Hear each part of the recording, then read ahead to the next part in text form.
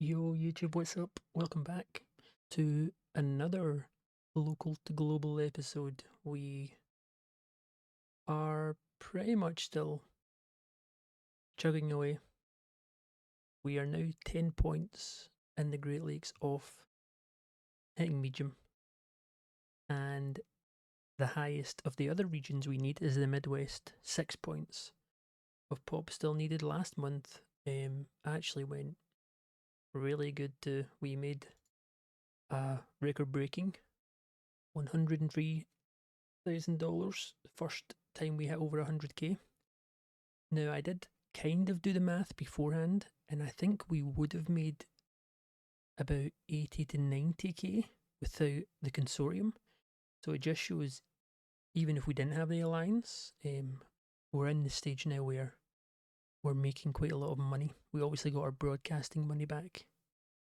Now that we're realizing Rest of the World's the best broadcaster to use going forward, we obviously, as expected, with gaining pop, hit 94,000 in ticket sales.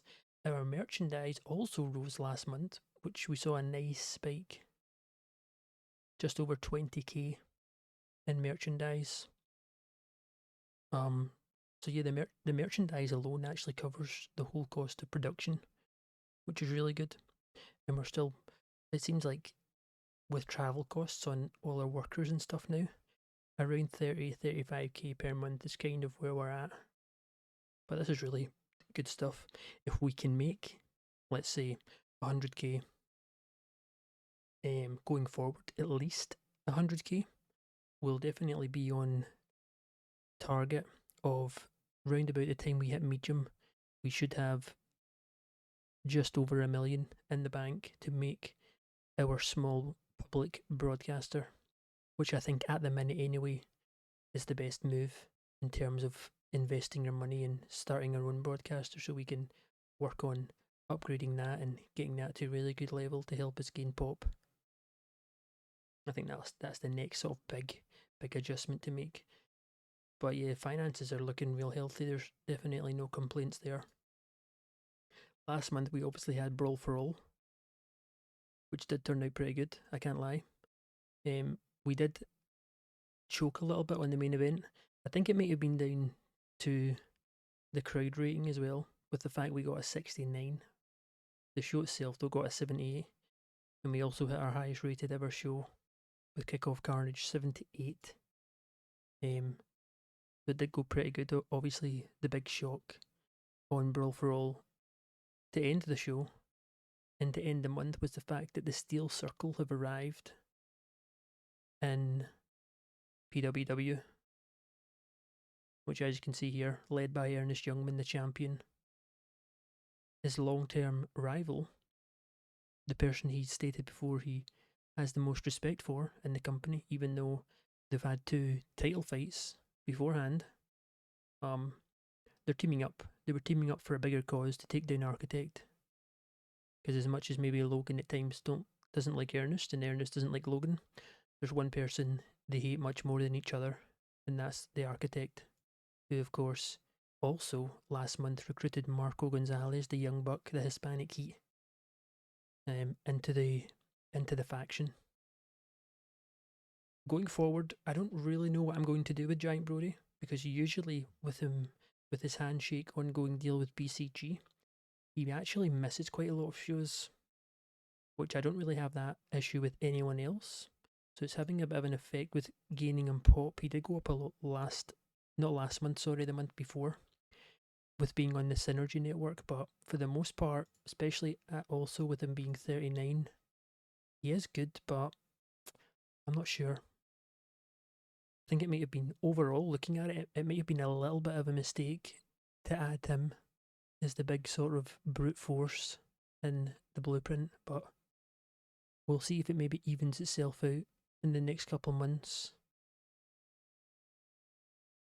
But Marco, I think, will be a good addition. It'll help get him over more. He's sitting on 34 in the Great Lakes. He's progressing really well, hitting low to mid 60s on his in-ring performances. He's coming along really nice. 75 psychology at 24 years old as well. He's obviously on the booking team and has good chemistry with a few of the guys on the booking team. You know, he's got enough star quality and stuff. His fundamentals are coming along. He is good. He's definitely not someone I thought would be would catch my attention when I brought him in, if I'm being honest. But yeah, slowly but surely. And obviously with the whole thing with his dad being the legend, Sean Gonzalez, there's a lot of maybe storyline possibilities we can use in there, which is nice. So good addition to Blueprint.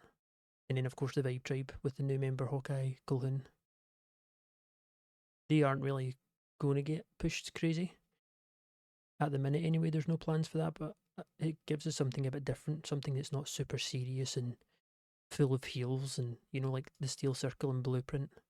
It's just a much different vibe. Much different when it comes to being able to book segments and stuff, which is real nice. In terms of titles though, nothing last month, nothing changed hands. Ant-Man made his first successful defence. LA Stars defended again for the third time, matching Past Masters and Blue Dragon, who are all on 3 defences.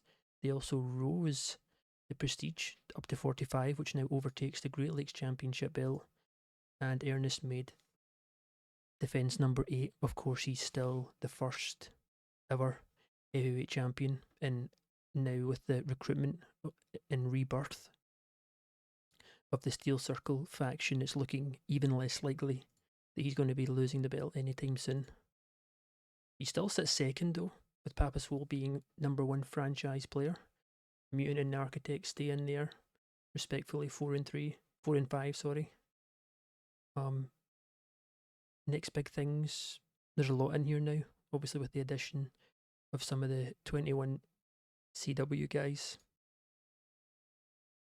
But things overall I think are looking real good. Obviously we have that as well. We have a bunch of the 21 CW roster. Of course, if anyone's maybe doesn't know, 21 CW is closed down in the game.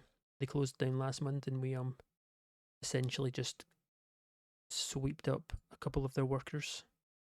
We did actually also hire this guy, Yuri, and his tag team partner from 21 CW, but I couldn't get his tag team partner in the end, so we won't actually use him. I'm just going to renegotiate his contract and let it run out, to be honest. Which I think is fair. Obviously, we lost the tags as well, the tag brothers with the major concussion injury, so they'll be going, which is a bit of a shame, but we do have 56 people on the roster right now, which is pretty huge. Merchandise, like I said, went up. We're now on level 6. As you can tell from the finances though, we did make a lot more money, but in terms of individual merchandise sales from workers, it didn't really go up. I mean, Dawn went up a few $1,000s, but not really as much as what the overall finance gain is showing. But I'm not going to complain, if I'm being honest. I think it was 60. Yeah, 68k. So as long as that just keeps going up, then yeah, I'm not going to make a fuss. Speaking of workers, I want to have a little quick look, especially some of these new guys we got in. Some people were excited for. And you guys can pause if you want to have a little look at some of the stats. So yeah, we got obviously Ant-Man, the champ. His pop's coming along nice. He didn't really feature too much last month, apart from his title fight. So he did go up, but only the one. 45 is solid though. I feel like once they get into considering the Great Lakes belt isn't actually labelled or looked at as a mid-card belt. It's more just a floating title, which gives the opportunity essentially anyone, even a major star, could win it, and it wouldn't be too far-fetched. But if we ended up doing that, it would be really hard to take the belt off them and give it to someone much lower on the card. And I'm trying hard, to give a bit more spotlight to the guys a bit further down the card who wouldn't necessarily be fighting for the World Heavyweight Championship.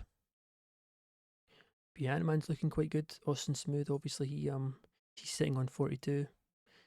Very good. Quite boring in terms of performance with star quality and stuff, but very good in-ring ability. Blue Dragon's also looking quite good now that he has a bit more pop. He's someone that actually is putting in good ratings when we use him now. It's not really surprising though. He is solid. He's only obviously 26 as well. But yeah, we'll kind of just go through everyone. I won't really pinpoint every single person, so you guys can pause it if there's people maybe you know or want to see the progress. Conan Kruger obviously is one of the new guys. He looks really good. He's only 27. The only downside to all the 21 CW guys is they're obviously all still based in the UK. And I'm hoping just over time they'll eventually move to America, which will help with the travel costs. It's also worth noting here that Conan Kruger has 95 star quality as well. He's obviously being managed by Anna. We'll see what comes of it. But he's jumped up to 23. He actually came in at 19. Most of the guys have 0, but he was one of the fair few, or rare few I should say, that actually already had just a tiny bit of pop. But yeah, he's really good. I'm really glad we not only that we brought him in, but with it being local to global, the idea of signing guys who, you know, are like under 30 years old is really appealing too. Just so that we can like have them throughout almost their whole career being in our promotion and seeing the sort of rise. And we got, of course, Davis Wayne, one of the goats, the Doc as well. He's not really advancing too much, but I think he might be hard capped to not really turn into a great in ring worker, which is a bit of a shame considering how good his performance stats are. But, like, for example, his selling just isn't going up. A lot of his primary stats, apart from psychology, aren't going up. Then we got the champ Ernest, just, yeah, he looks great. Forest Charmer, as you can see from his bio, he's one of the best ever graduates the facility over at 21CW has ever produced. And you can see why. He's only 25 years old. And I feel like he's someone similar to Tommy Cornell Jr. He's just going to keep getting better. Even if I maybe necessarily don't even push him that hard. He's sitting obviously on quite low pop. We'll need to build him up. We obviously got Brody.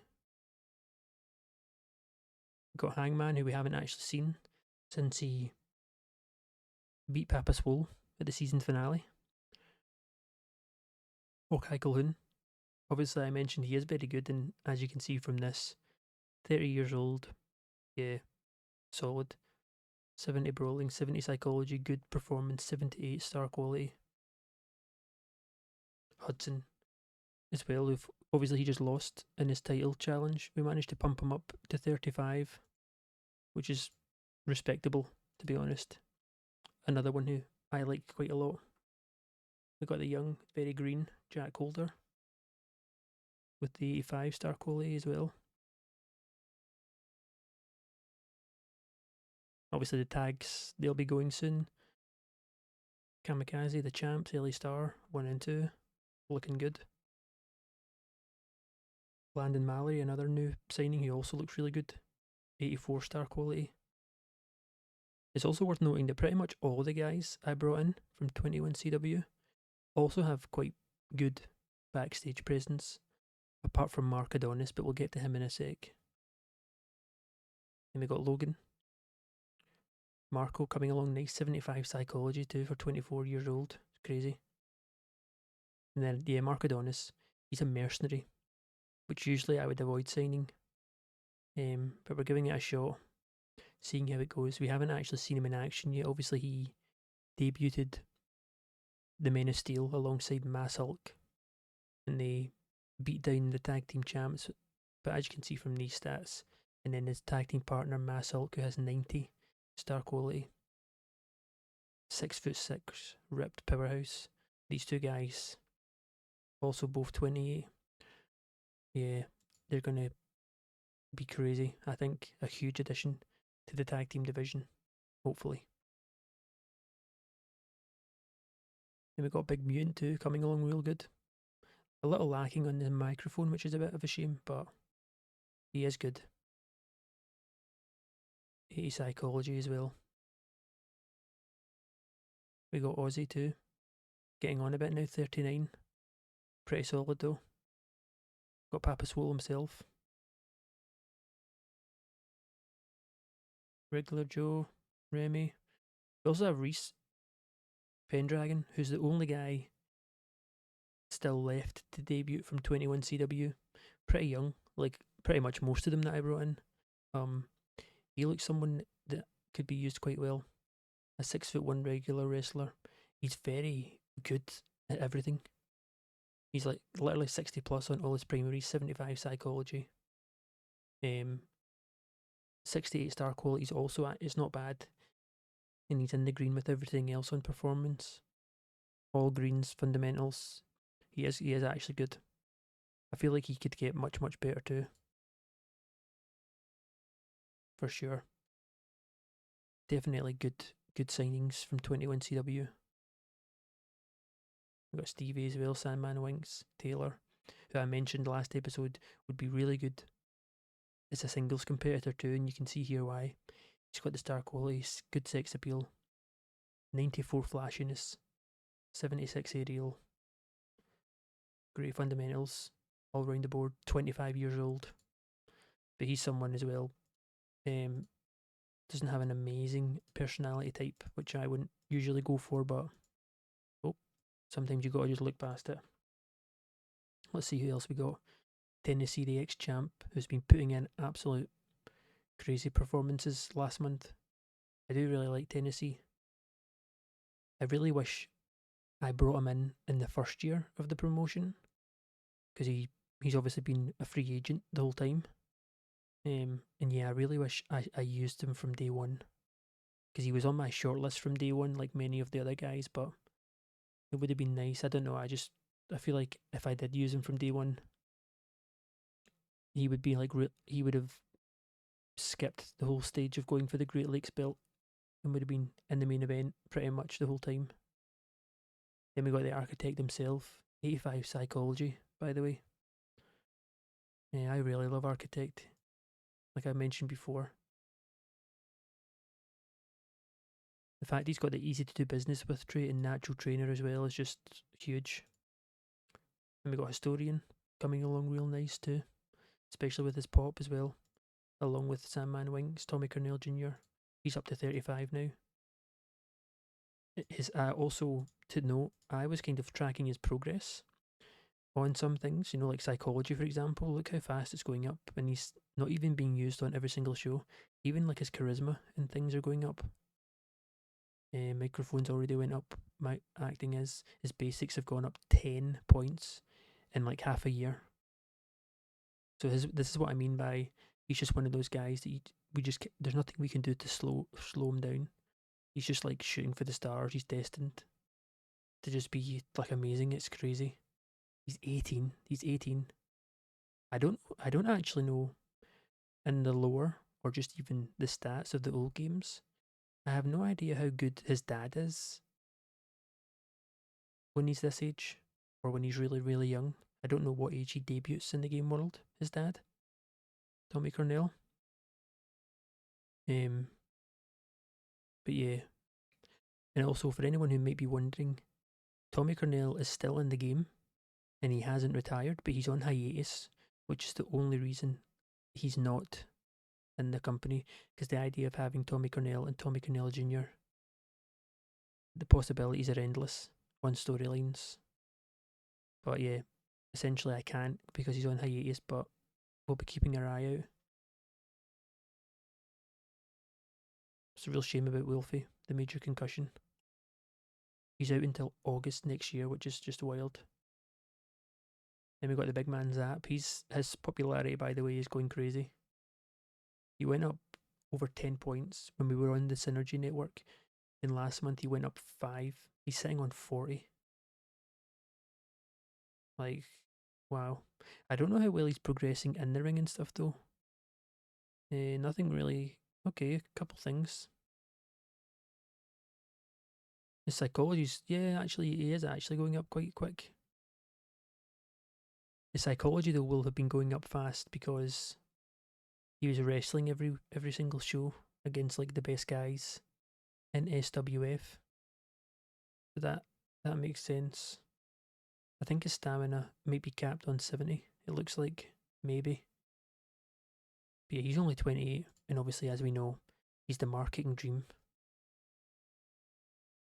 He's actually already, I don't know if you guys would have noticed when we went through the merchandise, but he's already in the top 10, I think, or top 15, does it show? For merchandise, he's like shooting up. I don't think I've ever had a marketing dream on the roster. Was he the last? Oh, Zippy as well. So yeah, pop wise, it seems like round about the mid 50s is where we're at with our highest guys. You know, Davis 54, the champ 56, Hangman 53, Ellie Star 2's 48, 56 as well for Logan, 53 for Papa and Mutant, 48 for Tennessee, 46, Architect 54. So yeah, around 56 mark. So yeah, it's going pretty good. Pop wise, we're sitting real nice. Money wise, we're making a lot. I can't really complain. One thing to note actually, which is quite good, is Jack the Colt. We're going to actually look to bring in and add him to our commentary team because he has 86 play-by-play and 86 color commentator, and he's only going to cost like $500 a month. He also probably could be asked to be a manager, and he would do a very good job of doing that. He has quite a lot of pop in the US, even though he's predominantly more known for being in CWA. Don't really know why he retired last year, and he's just yeah. He actually left. I didn't even notice he left in 2022. I swear though, when we were going through the list looking for announcers to sign, I don't remember seeing Jack the Colt. I feel like I would have signed him if he had 86. Maybe I was just being a bit slow. But yeah, hopefully it's looking likely that we'll be able to bring him in. And we'll probably make him maybe another colour commentator. I don't know if it's better to have two play-by-plays or two colour commentators. The reason I don't want to make him play-by-play and only have one is because Marvin's also on the booking team, which helps quite a lot with 84. So it kind of makes sense to keep him. Yeah. Unless we make him maybe like a personality and he can do interviews backstage. But having three on the commentary team isn't that big of an issue for me. And another thing actually I want to run by you guys if you're here for the whole show and not just the results, is I realised that a certain popular wrestler, Rocky Golden, one of the most over popular guys in the world, he's 91 in the whole of America. And I think maybe because of my pop's been slowly rising, I can actually negotiate with him. Now, he would cost me 16,000 a show. But I'm wondering, because obviously he's still a wrestler and he's like good. He's a 100-star quality. He's also a marketing dream like Zap. But my thing is, if I bring him in and use him in just sort of like one-off matches or whatever kind of thing, I wonder if the merchandise he would make me would outweigh the costs I need to pay him per show, because he actually retired a while ago. He left USPW in December of last year, and no one else has tried to hire him. But the only downside is, I think if I put an offer in for him, it will trigger all the other companies to go in for him. Because I mean, look at his pop, like everywhere. He's like the most over guy ever. But yeah, the thing is, I'm tempted to bring him in. But part of me thinks, not that it's cheating necessarily, but it would be a bit unrealistic that you would come to a company like at my level. But he is willing to negotiate, so that's not really my fault. I am very tempted. If it would even be possible, I feel like as soon as I offer everyone else would offer, and then I'm not playing that game of bidding for him, going into bidding war. But if Dawn, who isn't even a wrestler, how much did she take last month? She has 80 pop in America, 81, 80. So she made me 13 grand, but she's only getting paid like 800 a show. I wonder, with Rocky being a marketing dream and having 91 throughout America, I am tempted to even just bring him in and just even do one show with him and just see what kind of merchandise it made. Maybe I'll do it. Maybe we'll be seeing a Rocky Golden cameo, a one-off match or something in the near future. But anyway, I've done enough yapping. Also, by the way, in these little segments, if there's anything you guys actually want to see, like companies or specific wrestlers, or even just something within our promotion that I'm maybe missing that you like to keep a track on, just let me know and I can easily show it. I'm trying to stick to like a formula of showing you guys more or less the same things that would make sense. Can't think of anything else really. We did also have our best ever show, of course, last month as well. But yeah, let's get into this. Let's get into the Bad Moon Rising annual event month. Okay. 17, almost 1800. That's good. I'm guessing we'll only go up one popularity point this month if it's sticking to the 1-2-1-2 formula it's been doing. Yeah, stick to Wrestle World. Booking me in. We definitely need creative finishes. I mean, these character ideas are all good and handy. But not for the guys who literally do not need it, like at all. Like they just don't. It's yeah, wow. I think it's going to be all creative finishes. We're going to need to load those bad boys up. Near certainty, good start. Okay, let's hope we can get a few here. We only really need one for tonight's show, obviously. Kickoff Carnage, we usually, as you know, only do. We only do the main events. Near certainty for Architect, okay, I mean, sure. Safe bet, okay, this is good. Got quite a few. Yeah, good. That definitely stocks them up. I won't complain. Wait, what? Jack Holder has been getting ripped a little because of how much he started being influenced by Freddie. I'm not going to lie, but signing Freddie, especially for a road agent and how cheap he was, it's turned into like a massive dub. Like huge. And also, it's worth noting Jack the Colt, who might be joining, one of his attributes is also to pass on knowledge, so he might even take proteges under his wing too and help people out, which would be pretty cool because he is really good, especially in psychology. That was very short and sweet tonight, though. We can do some team bonding since we're not affected by any negative morale. Look at all that strengthening. That's what we like to see. Anyway, let's get into the good stuff. Alright, it's showtime. In front of 1,800 people as well to know, which is good. The numbers just keep rising. We're actually doing a bit of a change here. We have a couple pre-show matches. Obviously with the bloated roster, I'm going to try to get more guys involved to help with their pop, and obviously we can do a bit of experimenting in the pre-show with workers and seeing if anyone has chemistry together and even doing angles to get people's skills up. So it's something I'm going to definitely look to doing more going forward, even if it's just a couple pre-show matches or pre-show angles. Starts off pretty good, to be honest. Landon Mallory gets the win over Reid Nelson.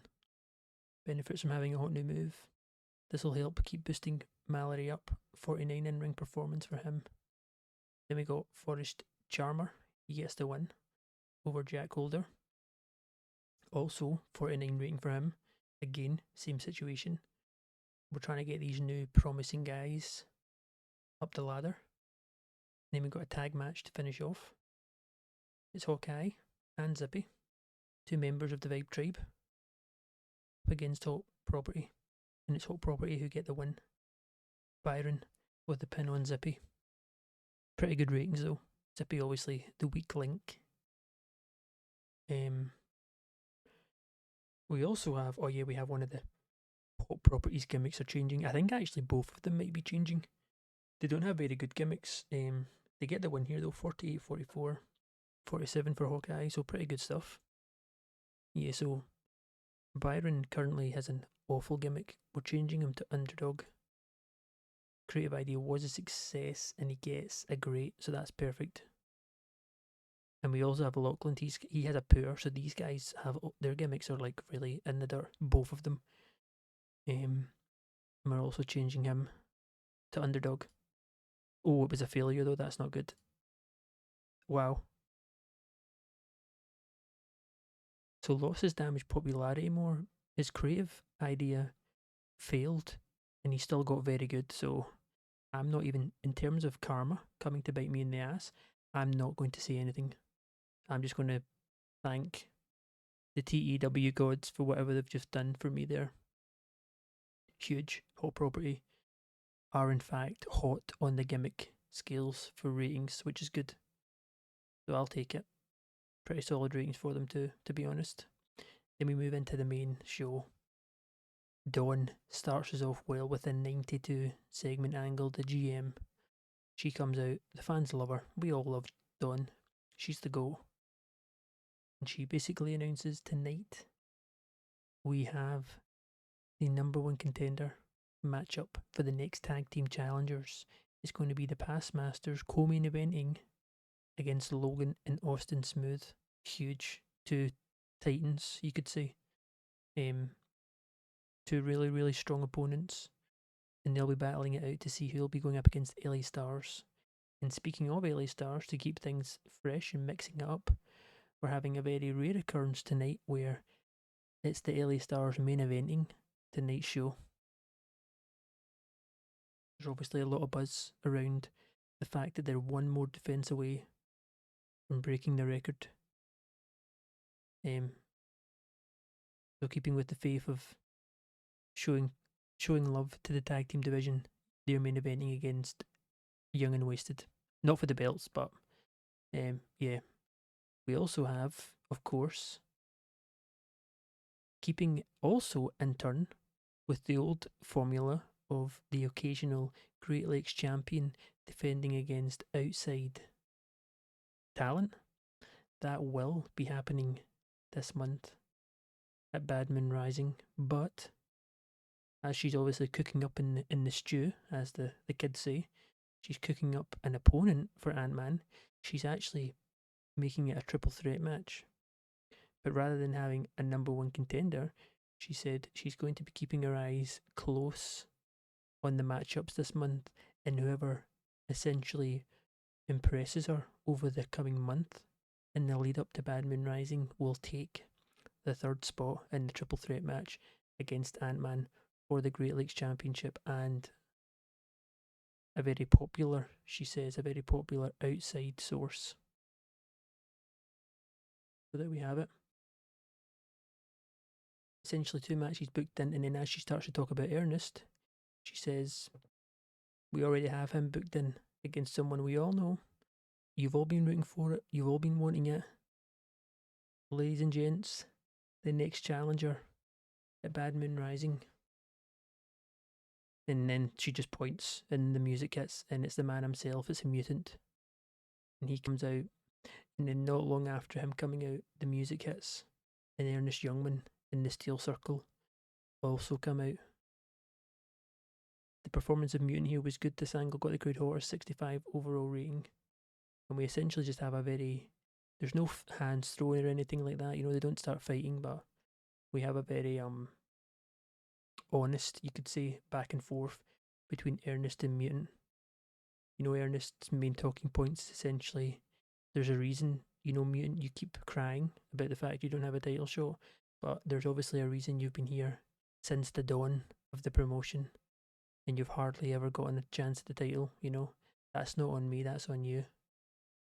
But Mutant, you know, Mutant's don't get it mistaken, the guy's huge, a massive force to be reckoned with, so he doesn't really necessarily feel any threat being in the ring, outnumbered. But yeah, it's obviously locked in. Bad Moon Rising. Mutant gets his title shot. Maybe at long last. But he's got it all to do with Austin and Logan basically staring a hole through him. And the champ himself, Ernest, who looks unstoppable at the minute. But good stuff into a 47.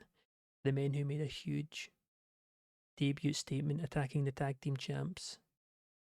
Last episode, the Men of Steel, Mass Hulk, and Mark Adonis absolutely just steamroll through Grim and Graham, showing off. Essentially, it's more of them showing how good they are and impressing. You know, they have a lot of moves, duo moves together. You can tell it's not just like an overnight type success. These guys are the real deal. And they just ooze confidence, they ooze star quality, they almost ooze attention, to be honest.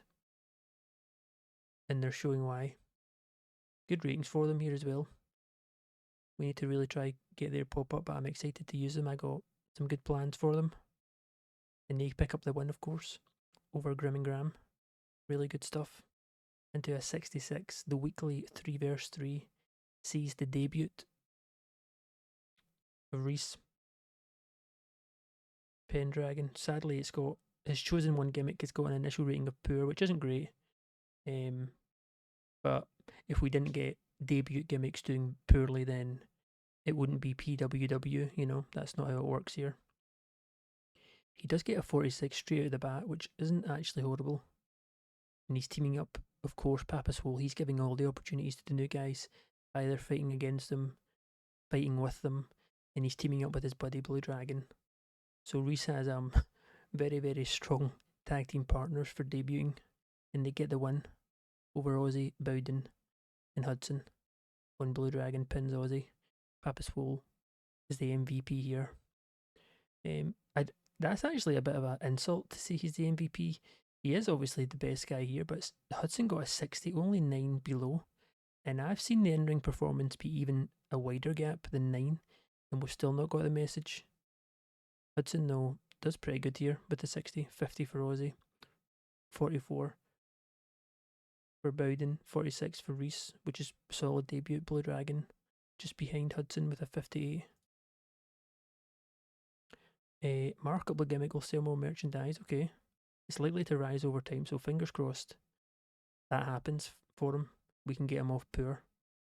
Which, looking at my list here, it's not. Yes, one more up would be adequate, and then, all right, fair enough. Okay. We don't have immediate plans to reach, so that's not really horrible news, but it's obviously not great. It's pretty unlucky. Then we got Tommy Cornell Jr. and a very impressive win, which after Dawn, the GM earlier, said that she'll be keeping an eye on everyone for someone to fill that triple threat Great Lakes Championship match at the end of the month. You know, if Tommy Cornell is beating guys like Regular Joe for the rest of the month, it would be hard to go against him, so he starts off well here. Huge win with a guilt trip submission finish. He gets a 61 in ring, 63 match rating. Good stuff from the young one. Then we actually have Zap Powerson comes out. He's obviously been dominating. He's unbeaten, not lost since joining. Came over from SWF. Fairly unknown, but there's a lot of buzz around him because people know how good he could be, essentially. And he comes out, and he's not really known for speaking on the mic, so he only really says a couple words. He's only really starting to talk. And then Tennessee Williams music hits, and he essentially comes out to mock him, kind of. But Zap's obviously standing his ground, you know. Tennessee's telling him, you know, get out of the ring. It's time for what the fans all want, a concert. Obviously they're booing him. They don't like Tennessee. Even though he's quite funny, you know, and it's one of those situations, They kind of want the concept, but they kind of are booing him because of the fact he's mocking Zap. And then he basically threatens Zap, telling him, you better get out of the ring or I'll make you get out. And then Zap, standing his ground says, me and you, one-on-one right now. I'm actually surprised it's got such high rating because Zap isn't good on the mic. And part one of the segment's only 1 minute. I didn't think you can even get a rating that high. Huh. I really need to mess around with these gimmicks more in the lens and what I'm having them put on. But this is huge, 82 rated segment. The match itself, Tennessee Williams pulls in the ratings he's been doing since losing the belt. Yeah, 72, solid. And it's a cheap win. Tennessee Williams maybe using his experience to his advantage. He gets the cheap win over Zap, giving Zap, even though it's not clean, it's essentially his first loss. In the promotion, he pulls in a 54-71 for Tennessee, getting the win. So good match, really good match. 72 rating. Then we have a backstage interview from the Men of Steel themselves. They're essentially just dogging and talking shit about the whole roster, saying it's a bit of a joke that Dawn's announced a #1 contender and we're not in it after what we did to the champs last week. What's the hell's going on? We didn't come here to get overlooked like the rest of the 21 CW roster. We're not here to fill a gap or have a little bit of buzz around, the murmurs of there's a 21 CW invasion so you can get your headlines and get your clicks. Like, we don't care. We're not here for that. We're here for the gold. The 3-time 21 CW tag team champs are not messing around. Pretty solid thing, considering. Pretty solid ratings, I'll take it. Mass Hulk getting better at his gimmick too. Then we got Architect, fresh off of his loss to Ernest. He's up in action with a rather rare Giant Brody these days. And they're up against the Vibe Tribe. We're essentially trying to just do what we can to team up these two so that they get to 15 experience, because Stevie has the tag team specialist bonus, but we need to have 15 experience. So we're essentially just trying to book them every single match to get the experience up. And they kind of get fed a little bit here, with Giant Brody pinning Dr. Funkenstein with a single-handed chokeslam, and as expected, the match is carried hard by Architect to a 69 rating. But it's a fairly straightforward, no questions asked, Architect and Brody get the job done. And to another 69, we take a bit of a damage here on the segment, because California Love Machine, as much as he's leaving, I don't want to just dog him with all his pop, so we kept him strong because he was not happy about losing this. And something inside me just didn't feel right when there's not really much more pop for Davis to gain, It's more of just a very good filler match. 69 rating, pretty solid. 75 for Davis. Wayne Newton's really good. His obviously California Love Machine was never really here to get properly pushed, so his in-ring's lacking behind a little bit, but it's a win for Davis. Fisherman suplex. And then we have a debut with an initial rating of great. It's Laura, sorry. I'm slurring my words. Laura Catherine Huggins approaches Zap backstage. Now, Laura comes from TCW. She's also the twin of, I believe it's Matt Hawking. No, sorry, is it Matt Huggins? Oh gosh, I could be wrong. It's one of the famous wrestler in TCW, and she essentially teamed up with her brother, and teamed him up with someone I think she was dating at the time. It's big lore in the game, and they essentially became one of the great tag teams in TCW. So she is known for being very good at thinking ahead and picking and choosing. She's also very over. She's very, very popular, having been in TCW. So when she comes up to Zap, she's basically announcing herself, and Zap knows who she is. And she's basically letting him know, I was watching you tonight, and I remember years ago, way back when you burst onto the scene at SWF, there was so much buzz. even in TCW. Everyone had heard about you, and I'm excited that our paths are crossing here in PWW, and I would love to help you out. I'd love to essentially manage you, and we can go to the top together. I know we can. And Zap's kind of humming, and he doesn't. He's like, I mean, maybe. She's like, you want these title opportunities, you want the big matches. She says, leave it up to me, and I'll get them for you, and you just get the job done in the ring, which I know you can do. She says, put it this way: you team up with me, and what happened to you tonight against Tennessee Williams will not happen again. Not like that. Not while I have your back, studying your opponents, studying their every moves. You know, I'm obviously new in PWW. You're still fairly new. It's perfect. And he agrees to have Laura, Catherine Huggins, as his manager. I'm glad it got a good rating too. Hopefully, fingers crossed, it's not bloody bad chemistry. Oh my god, that would piss me off. 68 rating though. Laura is over. She's got about 60 odd pop in the whole of America. So it seems to be our managers are very over compared to our workers, which I'll take, to be honest. So good stuff.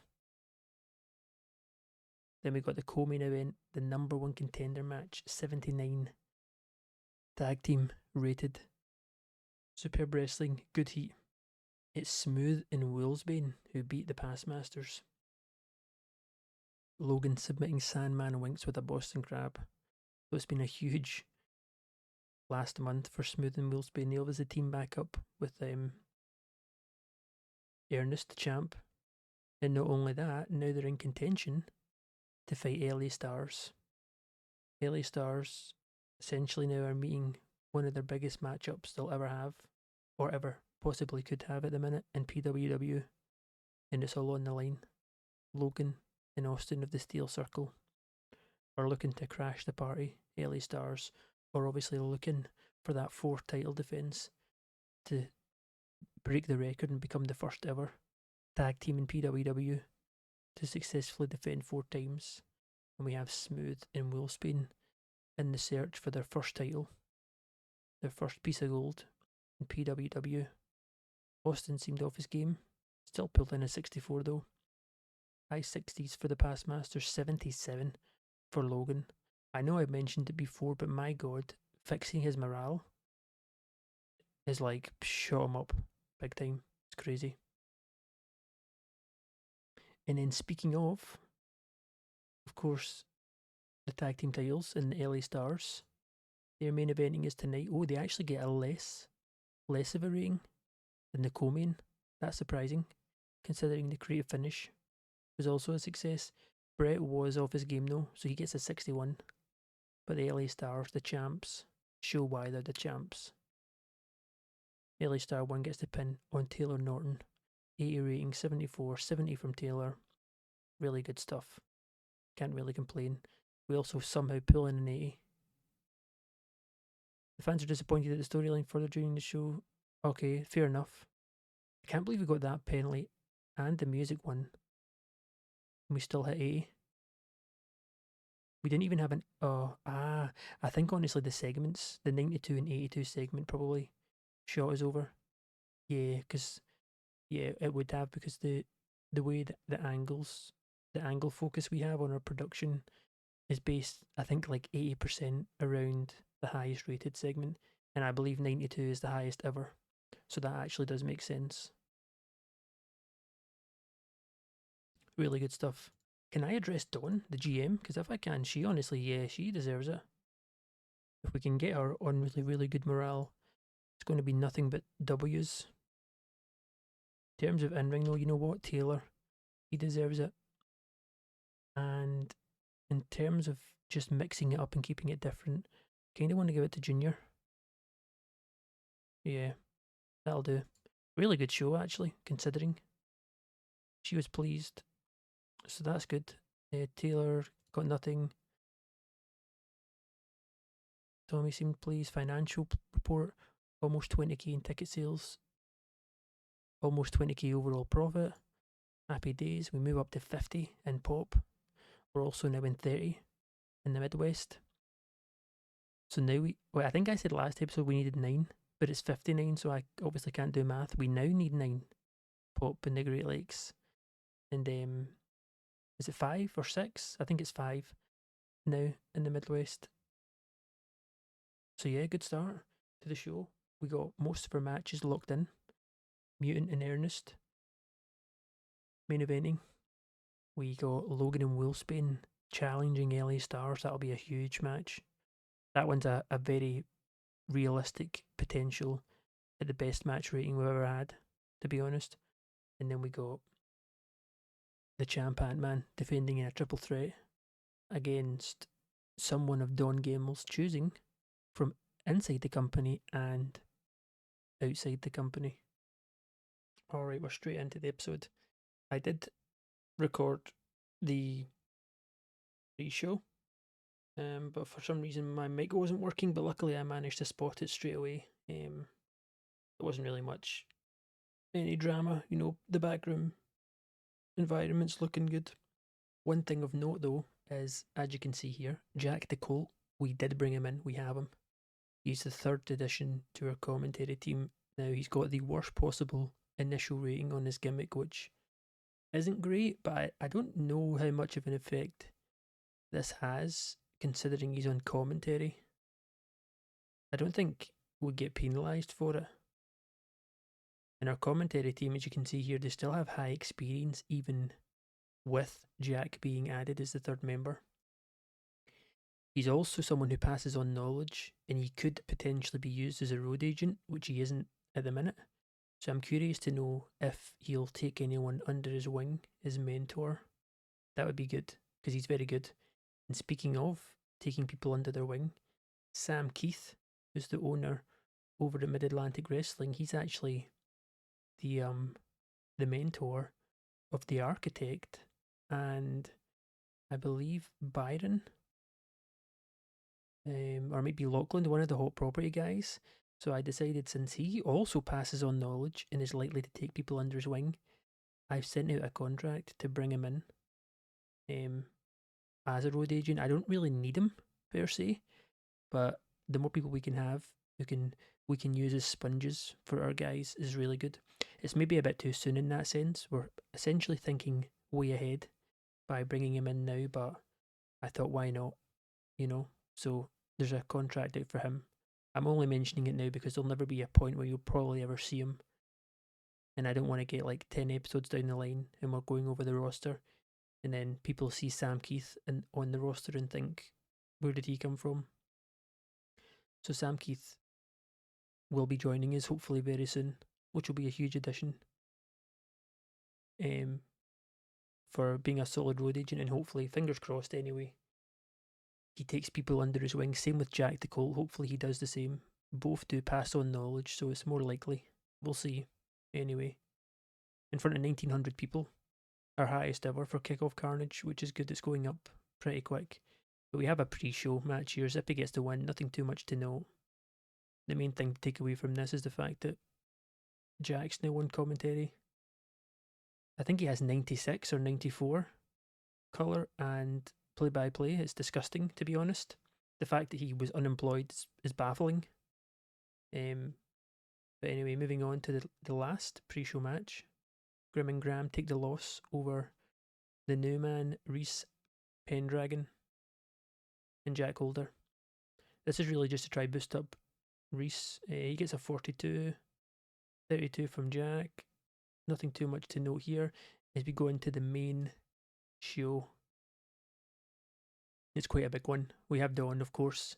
She comes out and she's basically just hyping up the crowd, getting the buzz going for Bad Moon Rising, of course, at the end of the month. And she's talking about the LA Stars and, they're so close to making history. One more title defense against Logan and Smooth. At Bad Moon Rising will get the job done.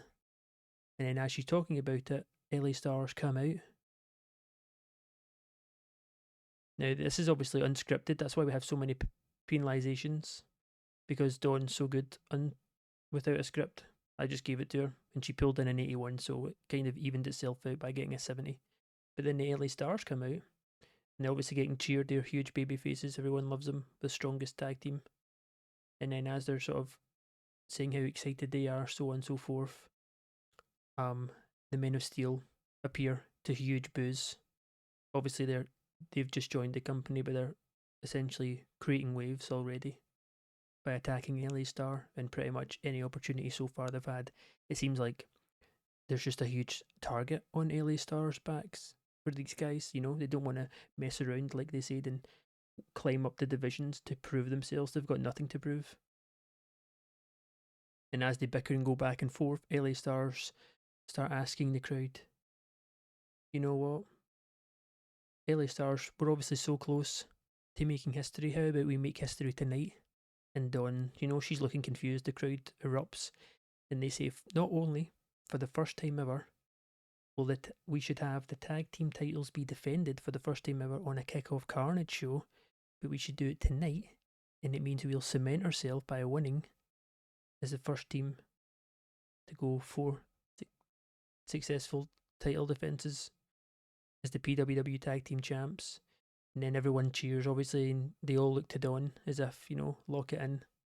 Because LA Stars, you know, they're obviously full of confidence, the best team. They want to make history, and they don't want to wait till Badman Rising. So Dawn, she agrees. She likes the idea.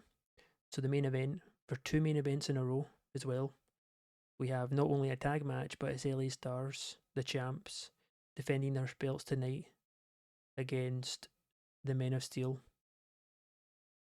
You know, it's huge. It's the first time ever, I'm pretty sure, since we started doing annual events anyway.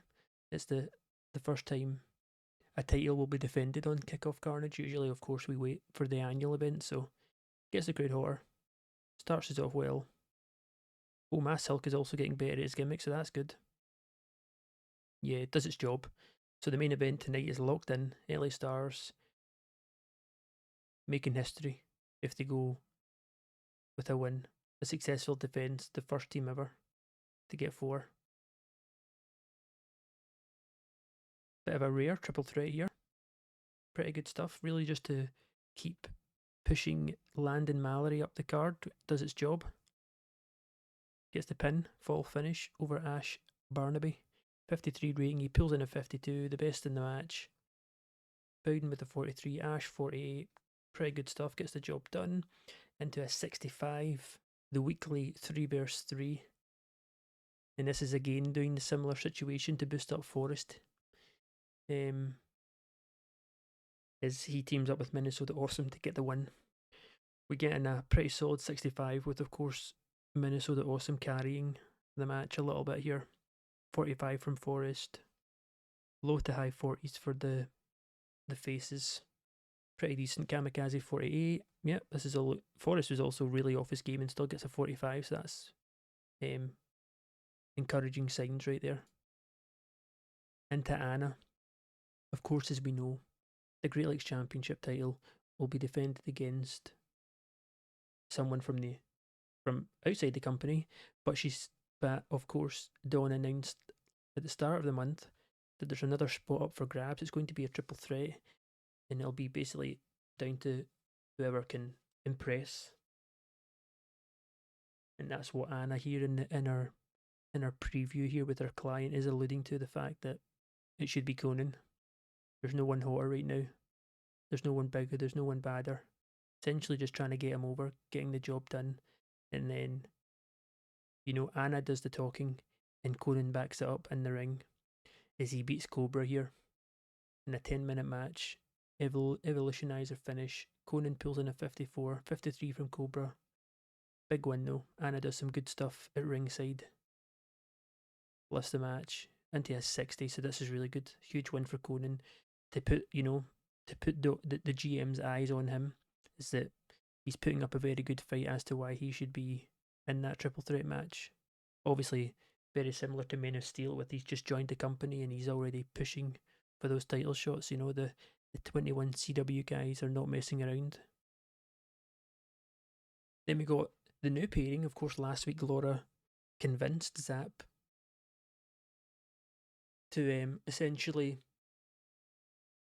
team up together And Laura lets Zap know that he's teaming up tonight. She's been talking on his behalf, of course, doing his work for him, helping him out, basically trying to prove herself to him that they can do some good stuff together. And she basically tells him she's been talking to Dawn to get her eyeballs on him, you know, because obviously the likes of Conan is trying to impress as well as other people, and he's teaming up tonight against one of his buddies, Tommy Cornell Jr., who he's teamed with a couple times since he's joined the promotion, and they're in action tonight, teaming up.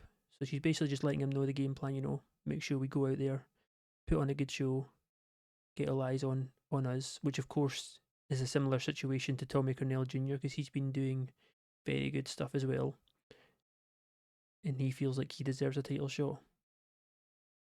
But then, speaking of title shots, for the Great Lakes Championship, we got the Great Lakes champ himself, Ant-Man, in a bit of a filler match. He gets the win over Hawkeye Calhoun.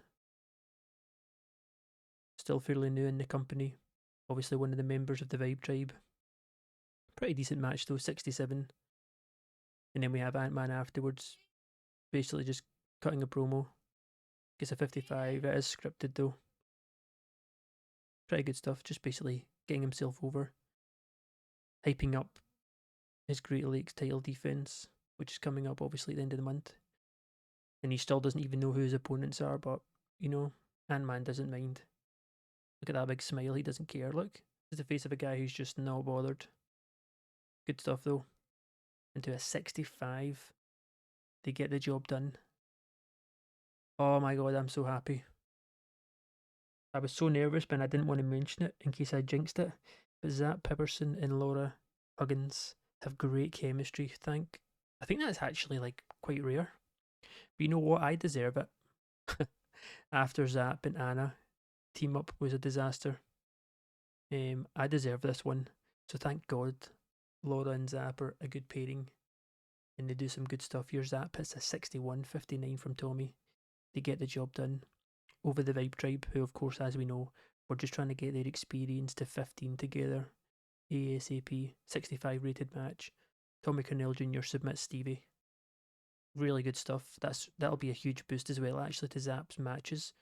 His pairing with Laura's great. Oh, that's good. That's like, I don't even care about the show now. That's like huge. That's a huge dub. I'll take it.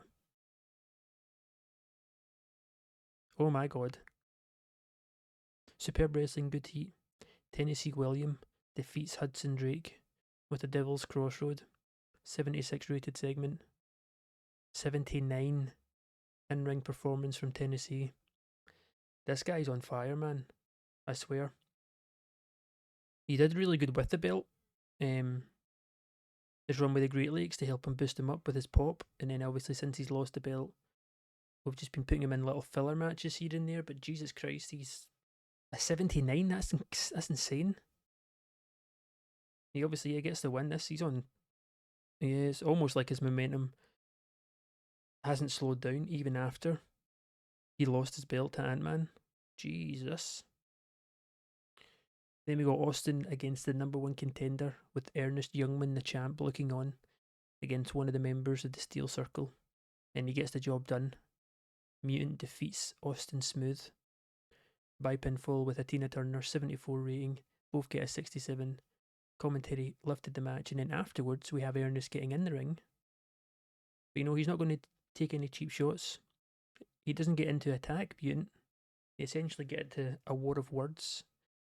Mutant also looked good. It advances their storyline, and they essentially, after going back and forth and bickering, you know, Ernest is saying Mutant's lucky to be getting this title shot, whereas Mutant's telling Ernest, you know, if you go into this match overestimating and underlooking and undermining me, he says, you're going to lose, Ernest, you're going to lose. But Ernest is obviously showing his confidence, and Mutant basically says to him, in the theme of course, Bad Moon Rising, how about then, if you're so confident, me and you in the main event, of course, in an ultimate death match, which is essentially like a over-the-top hardcore match with more extreme weapons, and there's glass and fire. It's like a bit more extreme, you could say. And Ernest agrees to it, which of course is a technically mutant speciality. He's one of the best hardcore wrestlers, if not the best, in the whole promotion. But Ernest, obviously, at any opportunity, he wants to show and prove to everyone he's the best. He doesn't necessarily care for the approval of the fans or anything, but it's more for his own right. You know, he wants to fight the best, and he believes that the PWW roster are basically piss easy. You know, he just runs through everyone he wants to. So we have it locked in, an Ultimate Deathmatch, Mutant and Ernest, which really, really works in Mutant's favour. And then we got the big one, the main event, LA Stars defending the belts. But wait a minute. Superb wrestling, decent reaction from the crowd. The Men of Steel beat the LA Stars in 18 minutes when Mark Adonis pinned LA Star 1 with an atomic wrecker. They essentially cheat. They do a bit of cheating. It's more like a tainted one. But in arguably, in fact, not even arguably, definitely the biggest ever shock in PWW, with the title changing hands against the absolutely huge momentum and fire LA Stars. You know, one more match away from hitting that 4th title defense, breaking the record. We have the 4th ever holder of the tag team champions, the Men of Steel. They've not even been in the promotion a month, pretty much, and they're the champs. Really, really not only holding their own, but it's not really like a grab and steal type match where they didn't really deserve to win. It wasn't really the case. I think it was more the LA Stars were shocked at how good the Men of Steel were, and obviously with the fact they'll do anything to get the win. You know, they might talk a big game since joining PWW, but my god, here they've backed it up.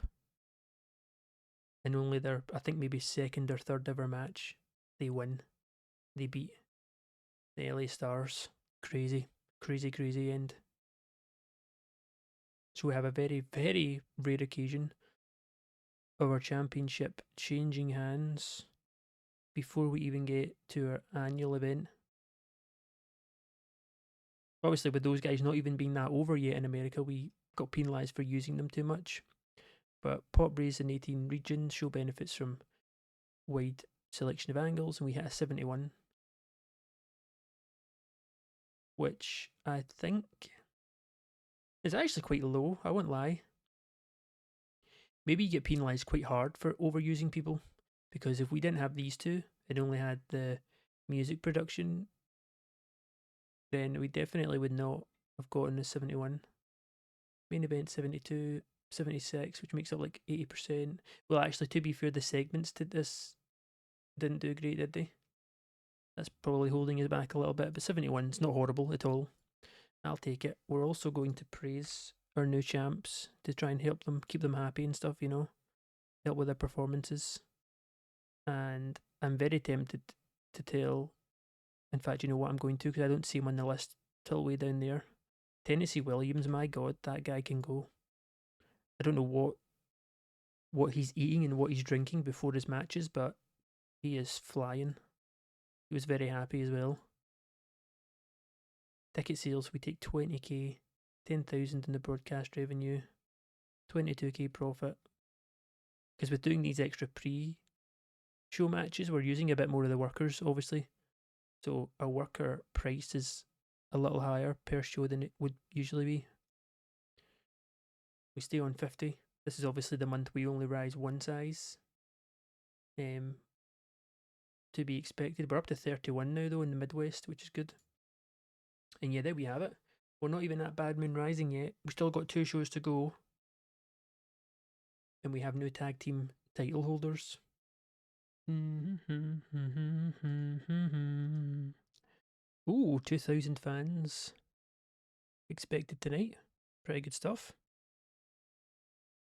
Seem to be hitting that nice sort of seeing over the hill now, where the snowball effect is well and truly in effect. We're almost seeing a jump up of around 100 fans now, which makes me wonder what the Badman Rising show next week will have in terms of attendance. We definitely need to spend some of these great finishes. We have some. Let's try for one more, at least.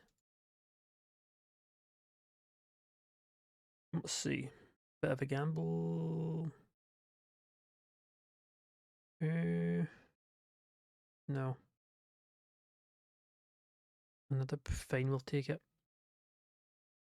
And we'll try character idea. Nope. We definitely can't really gamble with that. God damn it. Come on. One more. Likely to succeed, okay. It's not, it's kind of a bit of a risk as well, but that wasn't great for the booking tonight, if I'm being honest. Stevie improves the mood of the locker room. Architect runs his drills. Historian and Hangman have been hanging out together. Alright, that was very short and sweet. Address the locker room. Do some team bonding. Nice. Alright. Here we go. It's the go home show before Badman Rising, so let's get into it and see how things are going to unfold after the shock of the last show. Alright, it's showtime. We have only the one pre-show match in front of a sold out record crowd. 2,100 people for our last Kickoff Carnage show of the month before we get into Badman Rising.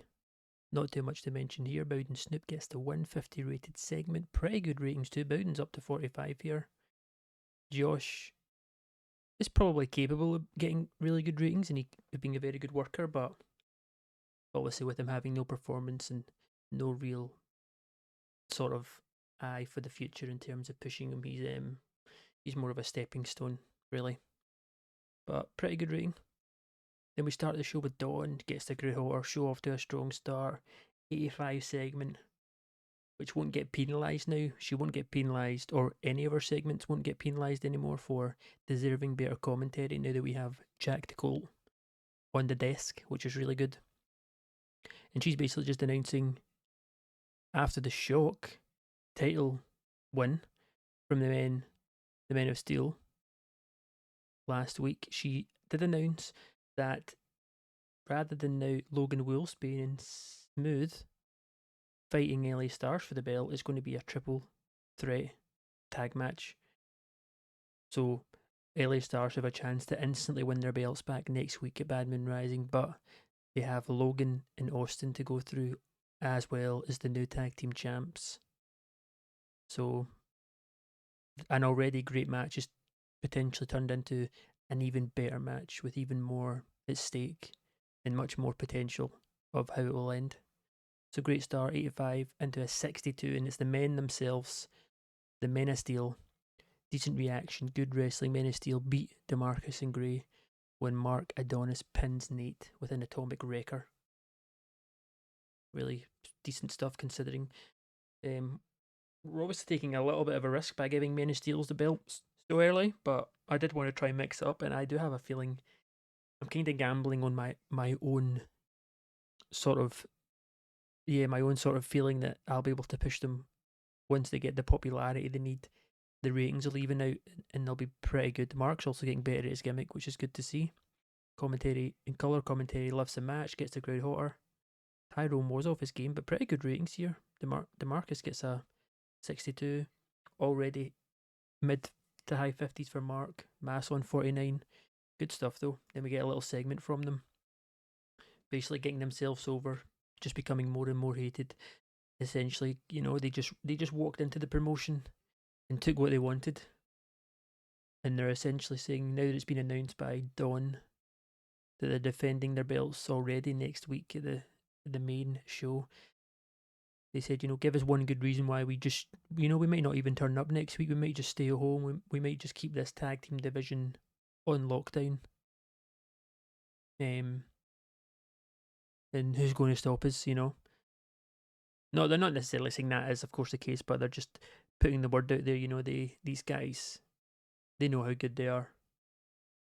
Very smug, very confident, and as they should be, they're off to a flying start. Arguably the greatest ever intro we've ever had for a worker into a promotion. We've not really had anyone come in and instantly win the belt, apart from Ernest. Ernest would be the only one, but the whole thing with Ernest wasn't really as shocking because he was already over in America, whereas these guys are pretty much unknown. But pretty decent segment for being scripted into our weekly 3 vs 3. Zippy was really off his game, but we still had decent wrestling. 55 segment rating. Blue Dragon and the Vibe Tribe, which have consisted today of Zippy and Hawkeye, beat Kamikaze, Jack, and Miller. Blue Dragon gets the pin on Miller Ford after 11 minutes 50. Pretty decent stuff, Jack. As expected, he's down in the 34. Zippy gets a 35. They're kind of our worst performers, obviously, in ring. We already know this. So no real surprises there. 55 for Blue Dragon. 50 for Kamek. Yeah, pretty decent. Hawkeye's 46. I feel like if we pushed Hawkeye, he could be really good. You know, he's someone that could even do like a title run and stuff with his quality. He's not bad at all. I think adding him into the Vibe Tribe for now though will be good. With the segments and stuff we'll be able to bring. But the 3 vs 3 turns out pretty good, 55 rating. Then we have the other two members of the Vibe Tribe. Obviously we know we're trying to get their experience up, so they'll get even more of a little boost being together from Stevie Stanley's tag team attribute. They also get the win over Cobra and Jules. Stevie Stanley pinning Jules Knight. Good rating though, 60 segment. Jules and Cobra. It's all pretty even apart from Stevie. He's a little bit lacking on a 14-9. The Doc hits a 55 along with Cobra, so pretty good stuff. Good win for the Vibe Tribe as well. As I say, we're just trying to get their momentum up. Then we got the Architect doing most of the talking with all members of the Blueprint. We haven't really seen much of Architect or even the Blueprint in general since Architect lost to Ernest Youngman, and they're essentially just doing what they do best, getting themselves over. There's not really, for the first time probably ever since we founded the Blueprint, we're in a bit of a stage now with them where they're not really feuding really hard with anyone or in like the title scenes, which is probably a good thing, that we can now mix it up and do something different with them. And we'll obviously get to see them in action a lot more too. Because sometimes I make the mistake of not booking people in storylines as much. For example, the champions and stuff. I feel like I'm doing a much better job of avoiding it now though. But yeah, good segment. The Blueprint looking strong. It'll be interesting to see how Marco develops being under the watchful eye of the Architect. Because so far we haven't seen too much from it. But I'm sure that will definitely change. And then afterwards, with all the Blueprint at ringside, we watched the demolition job. Giant Brody with a single-handed choke slam in 8.5 minutes. Convincing win over Ash Barnaby. 51 rating. Then we move into the first of our greens.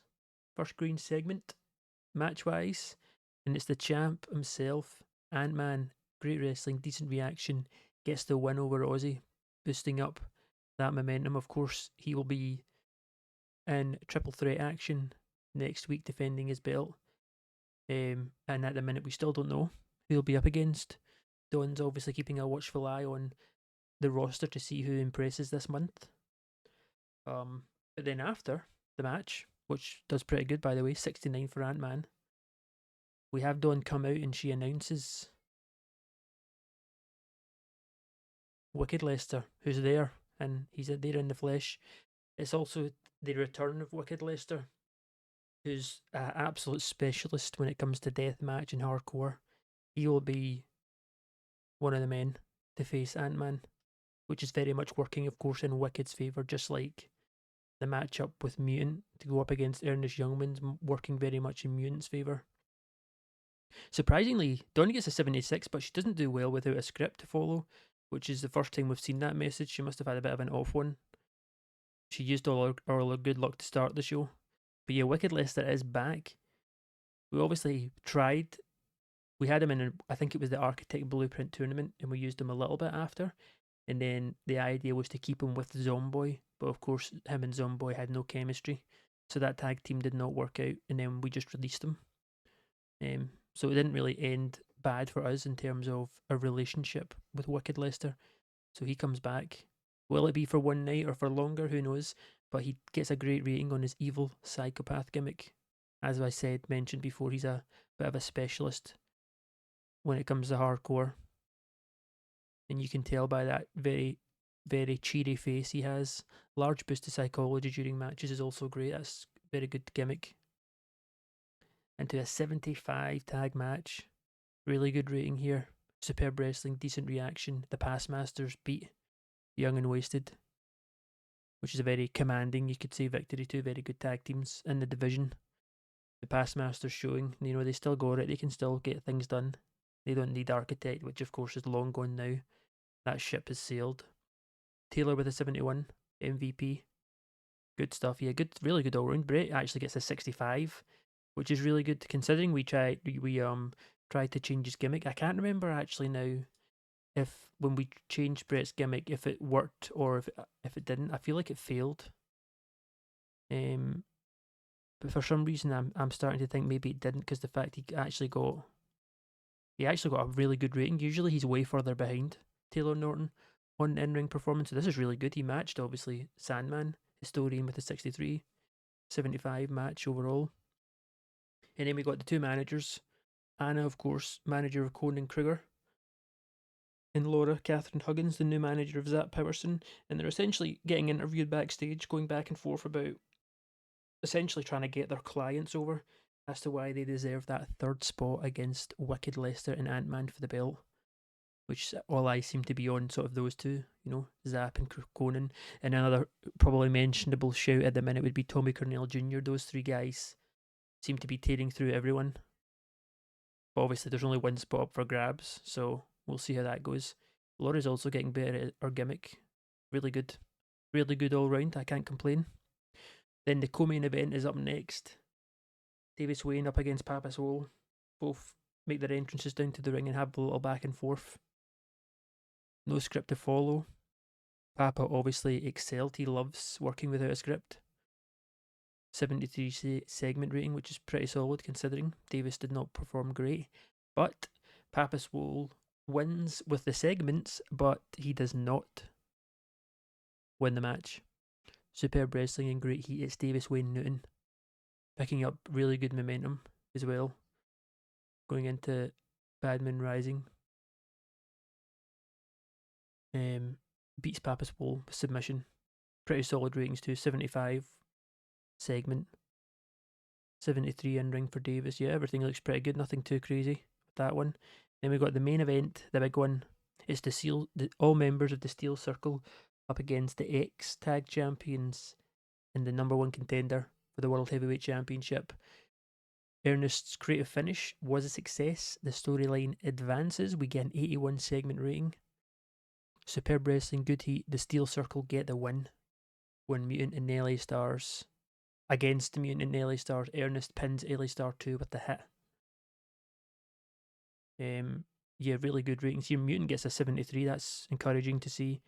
74 for Logan, 72 for Ernest, 76 for LA Star 1. Austin Smooth gets a 68. Yeah, this is all good. And then the match ends. Obviously, a lot of bad blood, especially more so between Mutant and Ernest.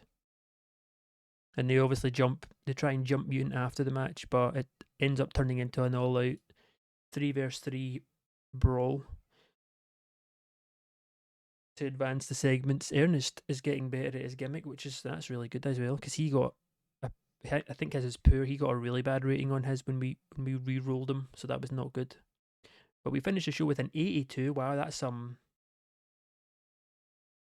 another huge milestone to reach there. 82 rating. Wow, we're still in small size as a company. I feel like I'm not really taking that in as much. Like, I don't think I'm giving myself enough credit at the fact we're getting 82 ratings already at small size. It's crazy. Oh shit, I forgot. Oops. I forgot to address the locker room and give out a speech. I don't know why I right-clicked it. I think I'm so used to right-clicking, giving people the night off. I went into pilot mode there. That's a bit annoying. I can't go back. I skipped it. But anyway, with a record sales on attendance. We're taking away 24,000, so money wise, we don't really need to worry about that. And we're taking a little bit of pop now in Canada. We're pretty much maxed out on pop for the whole month, which is usually what happens round about now, which means up next it's Badman Rising. It's annual event time, more of a darker theme. We obviously have the Ultimate Death Match with Mutant and Ernest. We have Wicked Lester and Ant-Man and one other member of the roster in the triple threat match, and then we have a triple threat tag team match, which match type unknown at this moment. So some pretty good stuff. We'll see how if LA Stars can instantly get their belts back or not. See how that's going to unfold. Okay, it's game time. Select the venue. How much are we expecting? 4,500. I don't know what we got at the last event. Let's go quickly check. I'm curious. 4,500 is definitely. Oh, I can't go back. Oops. 4,500. Yeah, that's way over. I think. Finalized broadcaster. Yeah, that should be a good one.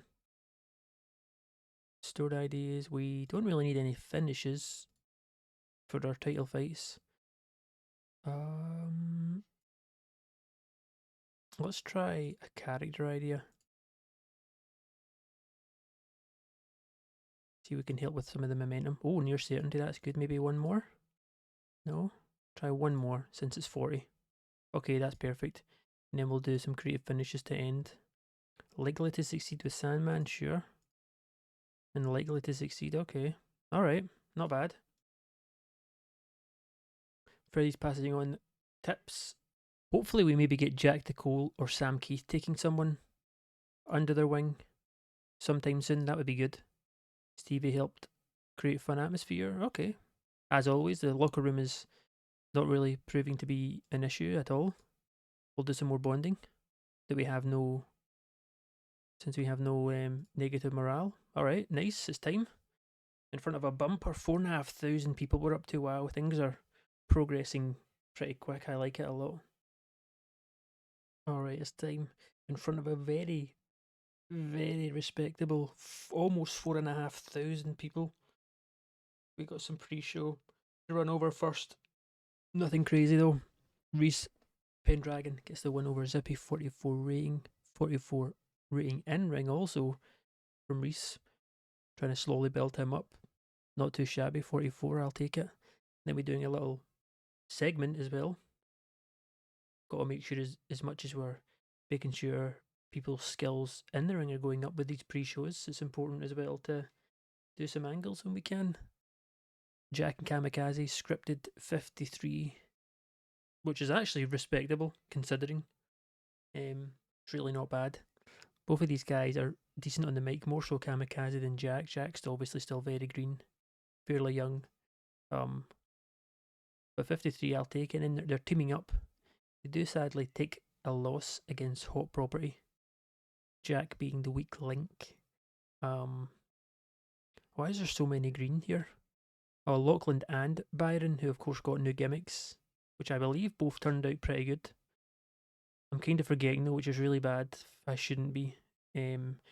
Mainly because I've changed so many gimmicks recently, I've kind of forgot. Another good note, which is the reason we also I want to start doing pre-shows, is for any chemistry. And it turns out Jack and Kamikaze have excellent chemistry together, which is the best. So that's actually really good. Will it be something we use? I'm not quite sure, but it's good that it's noted. And we obviously now know going forward when it comes to booking pre-shows, or maybe we are doing like tag team tournaments or something and need some extra tag teams. This is huge. Really good stuff. 54 rated match. Yeah, I can't complain. 55 from Byron as well. Anyway, yeah, I thought maybe there's another segment, but there's not. It's really good to see we get a 91 segment rating and we don't get penalised for the commentary. Feels good. But 91 from Dawn, starting off the show, where everyone obviously is highly anticipating and waiting for her to announce the third member of the triple threat match. And she basically says there's been a lot of people impressing. She's really happy with how talented the roster is. And as she keeps saying since she's joined the promotion, she's all about doing things different, doing things bigger, better, putting on the best shows possible. So she says Ant-Man and Wicked Lester will not be accompanied by just one other opponent. They will not be accompanied by two. There'll be three. Ant-Man is now defending his belt tonight against Wicked Lester, Tommy Cornell Jr., Zap Powerson, and Conan Kruger in a 5-way hardcore match, which obviously pops the crowd, huge reaction. So the two members of a roster who obviously now have managers trying to push for them, which is probably a big say in Don's decision, getting it yapped in her ear by the managers, and obviously Tommy Cornell Jr., the up and comer, the young stud himself. So Ant-Man has it all to do tonight in this hardcore match. So that's going to be crazy. 5-way, five men going crazy on hardcore. Jesus. Anyway, we're starting off with some filler matches trying to boost guys up. Forrest being the first gets the crowd hotter, does the job. 55 rating. Forrest gets a 53. He gets the win over Miller Ford, Lucky Charm. Not much more to mention there. Same situation. This time, though, it's a 60, actually quite a bit better. Landon pulls in a 56, beating Jules Knight. Again, similar situation. We're just trying to build him up. I think out of everyone we brought in from 21 TEW, Landon's, I mean, they're all good. Every single one of them is good and potentially just going to get better and better. Landon's the only one that's a bit older. But I am really glad that I'm going to get to use him. I didn't really think I would. He's someone I used quite a lot in one of my old TEW saves. I think when I was doing a European promotion in 2020. Landon was one of the main guys there, so I'm glad we get a chance to use him, and he's someone that could turn out really, really good as well. Because one thing I'm always unsure of, I'm so used to playing games like Football Manager, and footballers more or so reach their prime in like their early 30s, and then by their mid 30s, it kind of dies off. And even though it's not the same with wrestling, I always end up implementing that or just having that view.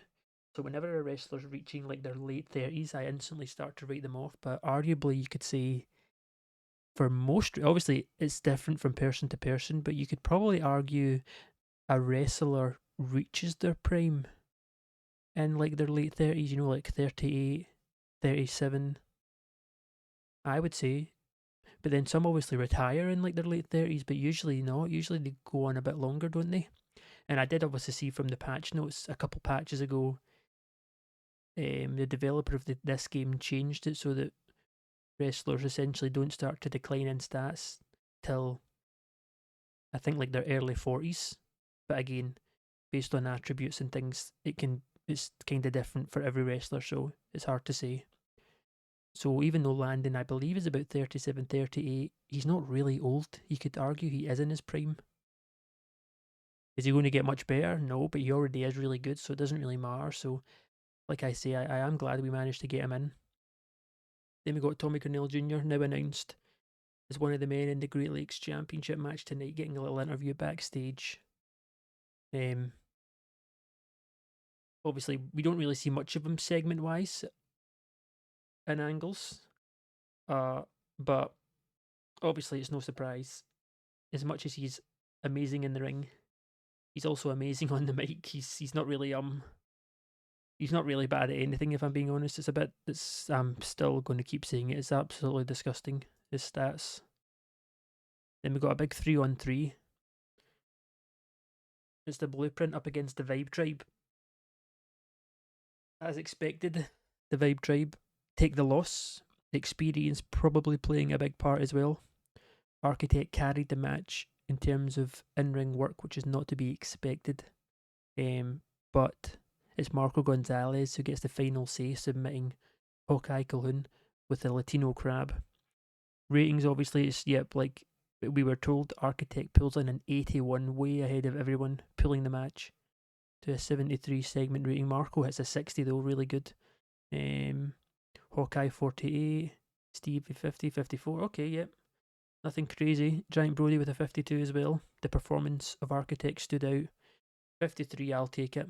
As I believe we're starting to now go into our title matches. The first of Creative Finish. Oh, yikers. The Creative Finish fails. And Wicked Lester only pulls in a 47, which probably drags us actually. It is obviously a hardcore match, which probably has an effect on their in ring performances because we aren't really based as a hardcore promotion and we have very few guys who have good hardcore stats. So we're obviously going to get a bit of a tanking, which I knew, but I wasn't expecting a 57, if I'm being honest. Even though out of all the title matches tonight, this is probably the one that'll get the lowest rating. So 57 should be the lowest. But storyline advances, creative finish was a failure. The managers did really good stuff at ringside. I like how it actually says, "Oh, Anna." Yeah, we have Anna, but apparently she didn't. I guess she didn't do good work today at ringside. We didn't get the note for it. But that's crazy that Zap and Kathleen have great chemistry. I'm sorry, I need to mention it again. I can't believe it. We also had Wicked Lester taking a crazy bump, the first person ever to take a crazy bump. I believe the only person before this was LA Star, but he didn't take a crazy bump. He's taken one or two stunt bumps in the LA Star's signature ladder match, which they are, by the way, in action tonight. It's a ladder match. It's a three-way triple threat tag team title ladder match, which obviously works in LA Star's favour as well. To try and get their titles back. That's what they sort of are specialised in. Just like Ant-Man is quite the specialist in tables matches, but maybe he would have used some tables tonight, but it wouldn't have won him the match. But even with that, great wrestling and decent reaction from the crowd. He wins somehow by pure miracle, you could say, against four guys to go up against. Anyone could have won the belt, which is crazy as well. They didn't have to pin Ant-Man, but Ant-Man pins Wicked Lester with an antidote.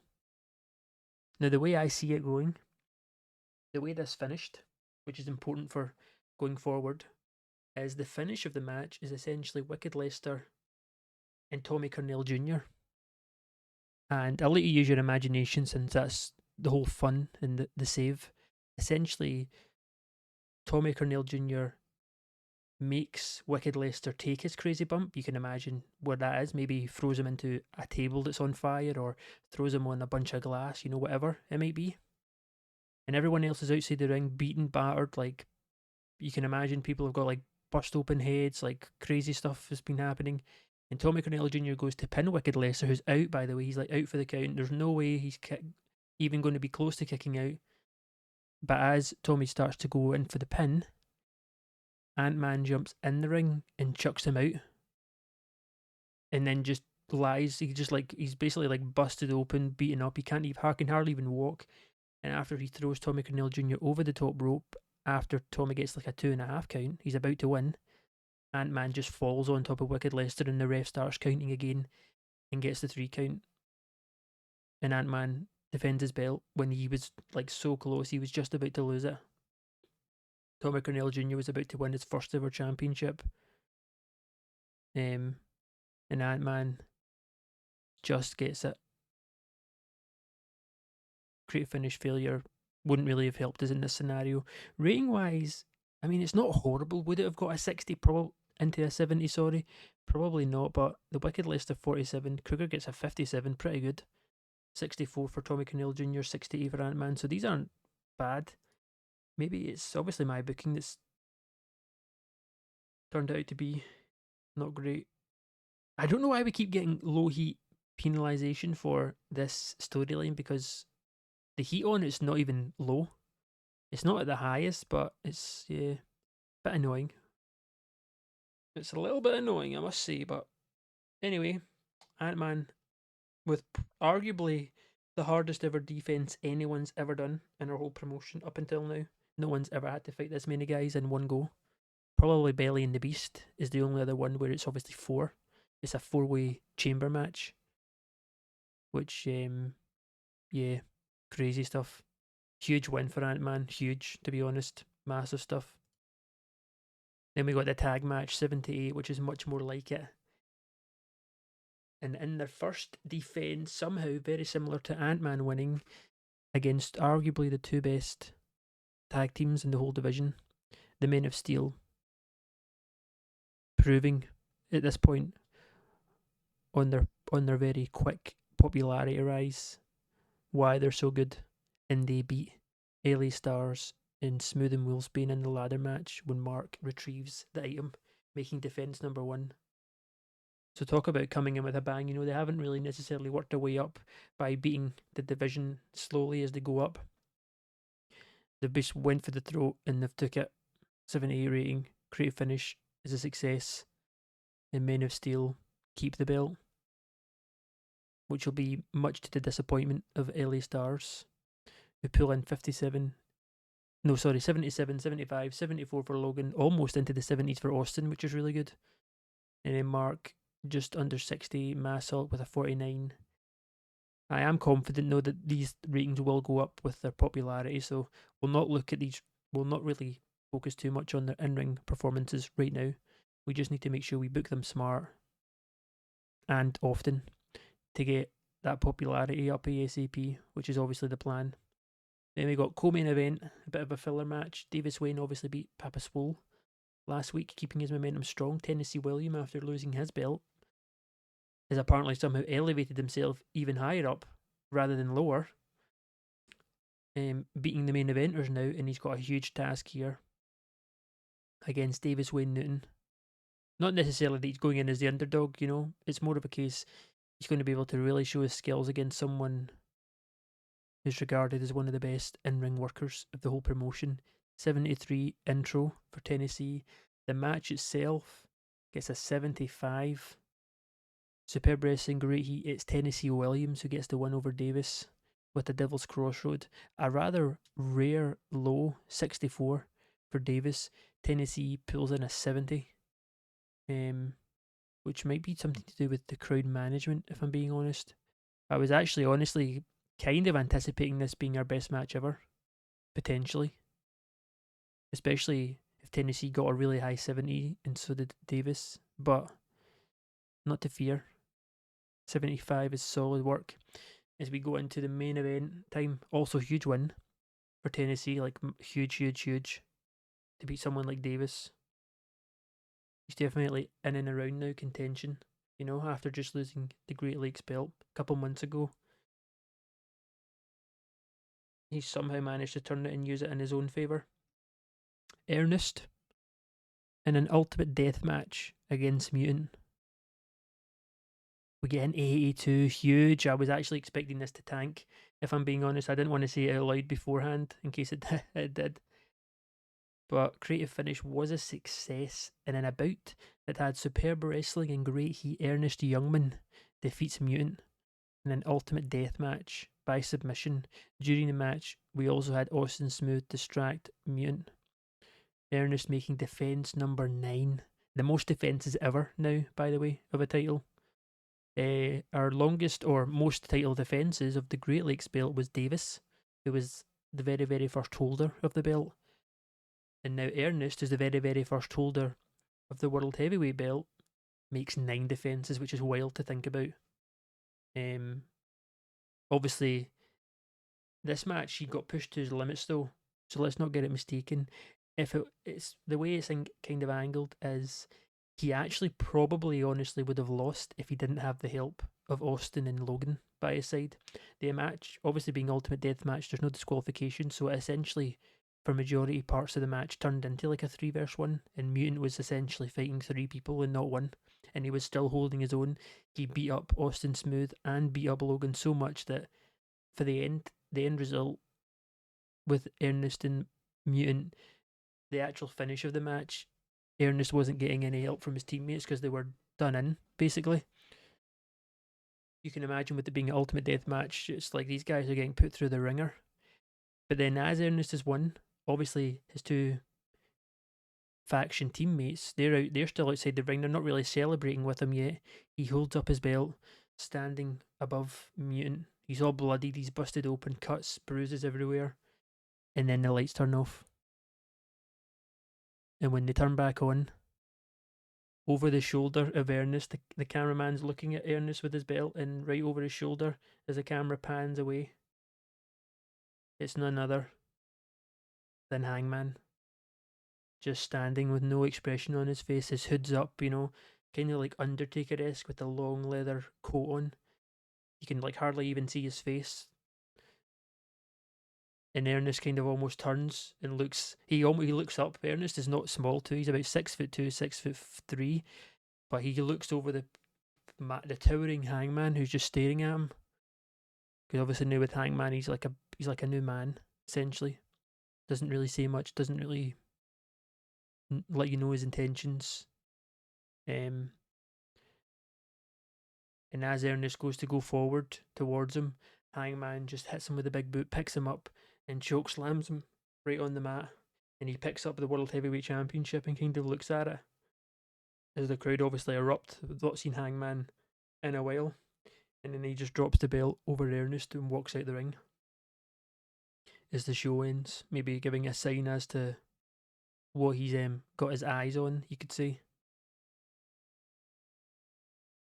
We had a little bit of people being used too much, which is fine. We still pull in a 77 with all the, well, I say all the little penalties, but you know what?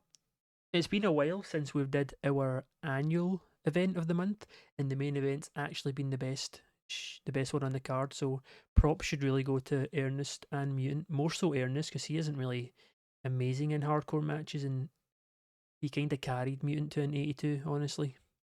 But really good stuff. I'm actually not going to complain. Let's make sure we do not skip. Yeah, let's. Although no one really, everyone kind of did as I expected them to. No one really underperformed. You know, I'm gonna give it to Ernest for one. Um, and I think we'll go Logan. He did solid work, and we'll also go. No, we'll go Tommy Cornell because after Ant-Man, he was the best guy in the match. I think he got a 64. Seemed pleased. Okay, well, we get no morale bonus from it, but 56,000 overall profit. We almost make 50,000 in ticket sales, which is huge. So in theory, this will sound crazy actually, but in theory, the ticket sales alone we make from this one show pretty much covers our worker costs for the whole month. I don't think we've hit 48,000 costs for workers. We might have maybe this month with all the travel costs of people coming from the UK and stuff. It'll definitely be the highest month for paying workers, but I don't think it'll be over 48,000, which is wild to think about it like that. But yeah, up to 50 in the Great Lakes, which is we're slowly creeping up.